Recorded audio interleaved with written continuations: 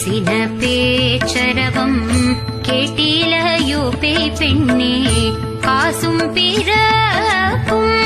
கலகலப்ப கை பேர்த்து வாசனரும் குழல்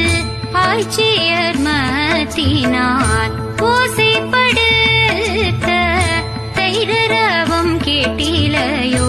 நாயக பெண் பிள்ளாய் நாராயணன் மூர்த்தி